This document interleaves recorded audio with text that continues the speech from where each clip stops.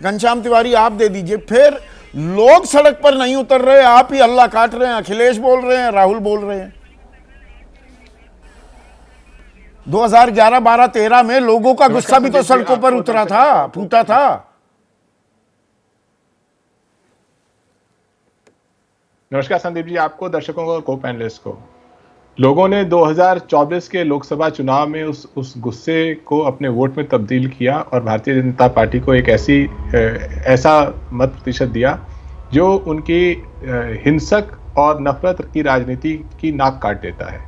प्रधानमंत्री जी के मुजरा और भैंस और गाय और न जाने क्या क्या मंगलसूत्र जैसे बयानों का जवाब दिया लोगों ने। लेकिन हम मूल बात पर आते हैं, जिसको जो आप उठा रहे हैं। द हिंदू ने, आपने कहा कि राज बब्बर का बयान लेते हुए कि 5 रुपए की थाली। द हिंदू ने 25 तारीख को एक पूरा लेख पब्लिश किया।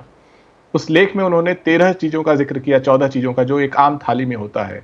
उसके आधार पर उन्होंने कहा कि दाल, सब्जी, रोटी, चावल, इन सब चीजों का दाम अगर एक थाली में आप जोड़ें तो 1 साल पहले लगभग 100 रुपए की दो लोगों की थाली बनती थी। आज वही थाली 150 रुपए की होती। एक दिन की, एक समय की दो लोगों की थाली। इस दौरान जो गरीब है, जो लेबरर है, ये हिंदू की रिपोर्ट है, कहती है कि उनकी आमदनी केवल 10% बढ़ी है। इसका नतीजा ये है कि जो आम शहर में जो गरीब व्यक्ति है, जो लगभग 25,000 रुपए प्रति माह कमाता है, उसका 50% जो कमाई है वो भोजन में चली जाती है। ये एक पहलू है। इंडियन एक्सप्रेस ने आज के लेख में छापा है विस्तृत रूप में कि किस तरीके से भारत का जो सपना है, अच्छे दिन तो बहुत दूर की बात है, वो शायद लोगों की आवाज नहीं बन पा रहे क्या? लेकिन भारत में आम आदमी का सपना, प्रधानमंत्री, हम आवाज बन रहे हैं। लेकिन पहले मैं मुद्दे को थोड़ा साफ कर दूं, जो एक इंडियन एक्सप्रेस ने लेख छापा है। उन्होंने कहा है कि जो आम सपना था लोगों का कि हम पढ़ेंगे लिखेंगे, किसी शहर में जाके काम करेंगे, वो सपना भी धराशायी हो गया।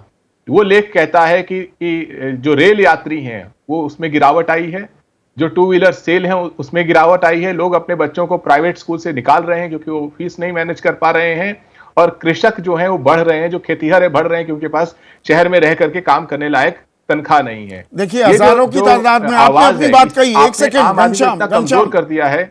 घनश्याम, हजारों की तादाद में राय आ रही है लोगों की। एक राय मैं स्पेसिफिकली सवाल के तौर पर आपसे पूछना भी चाहूंगा। राजेंद्र कुमार शाह हैं हमारे दर्शक, जयपुर वासी हैं। इनका कहना है कि महंगाई बढ़ रही है, इसमें कोई दो राय नहीं है, लेकिन बीजेपी की सरकार आने के बाद कांग्रेस और दूसरे विपक्षी दल यानी कि समाजवादी पार्टी जैसे दल महंगाई को मुद्दा बनाने में विफल रहे हैं। आप जनता की आवाज नहीं बन पा रहे हैं। देखिए, मेरे पास एक डिजिटल मीडिया के व्यक्ति आए मेरा बयान लेने के लिए, 2 दिन पहले की बात है। मैंने किसी बात पे कहा कि प्रधानमंत्री का सपना है अडानी जी को सबसे अमीर बनाने का। उन्होंने कहा साहब, अडानी जी का नाम लिए हुए अपना बयान दीजिए। जहां पर सरकार का और अडानी जी का इतना दबदबा है कि मीडिया का एक बड़ा तंत्र उनका नाम भी नहीं लेने देता है। आवाज बनने के लिए आप या तो सड़क पर दिखाई देंगे वोट के समय। आज भारतीय जनता पार्टी इतनी डरी हुई है कि अयोध्या में चुनाव नहीं करा पा रही है।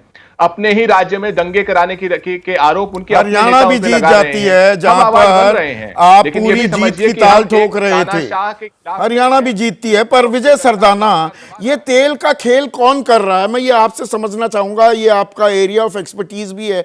58% अभी भी आयात कर रहे हैं, दुनिया के सबसे बड़े उत्पादकों में से हैं। सरसों हो, सोया हो, या तो 20% खरीदी करते हैं, 10% खरीदी करते हैं। और अपने ही किसानों का माल अगर खरीद लेंगे तो ये तेल के दामों में आग लगेगी क्या?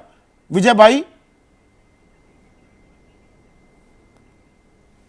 संदीप जी, सबसे पहले आपको, पैनलिस्ट और दर्शकों को मेरा प्रणाम। देखिए, ये आज की बात नहीं है, हम पहले दिन से आपको कह रहे हैं कि जब जब आप एमएसपी बढ़ाएंगे तेल के दाम बढ़ेंगे। आज मैं आपके सामने 2 आंकड़े रख रहा हूं। आपने बात करी मस्टर्ड और सोयाबीन की। मस्टर्ड के दाम में आपने 300 रुपए का इजाफा किया। 1 किलो मस्टर्ड में करीब 350 ग्राम के आसपास मस्टर्ड का तेल निकलता है।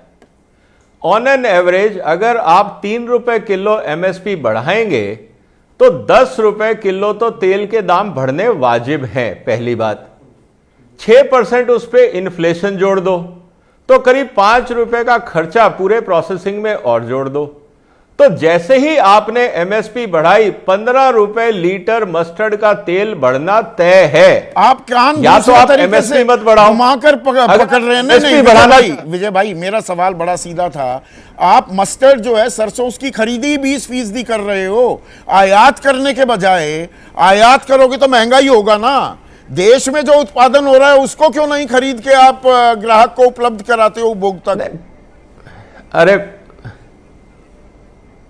अरे भाई, खरीदोगे तो एमएसपी पे।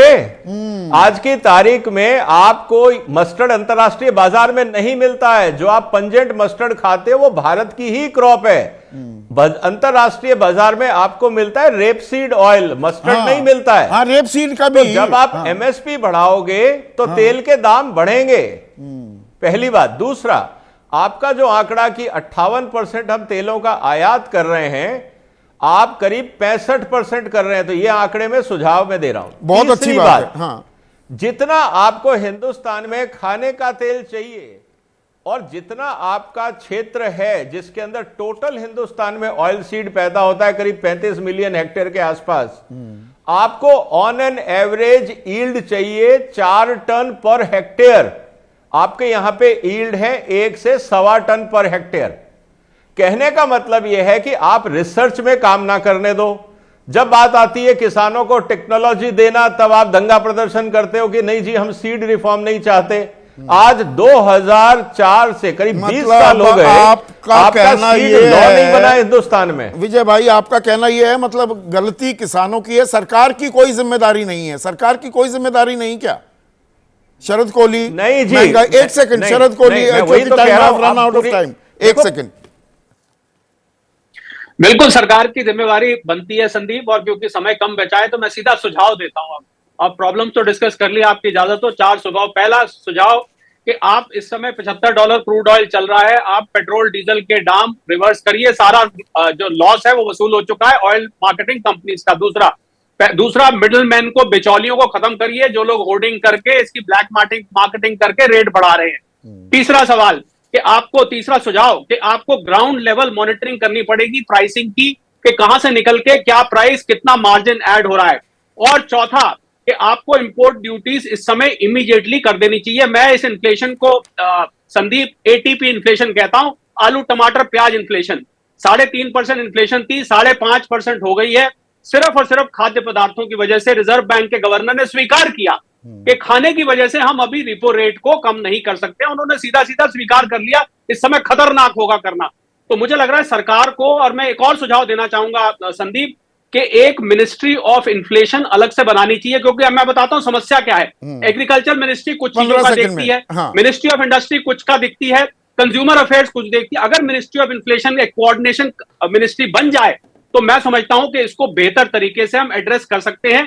ये मेरा सुझाव है। बहुत बहुत शुक्रिया शरद कोहली, आपने, and I am very sorry आपको कम वक्त दे पाया। और विजय भाई, आपसे भी माफी चाहूंगा कि आज आपको मैं पूरा मुकम्मल वक्त नहीं दे पाया, पर सुझाव भी आए हैं और इन सुझावों पर क्या सरकार भी फोकस करने वाली है।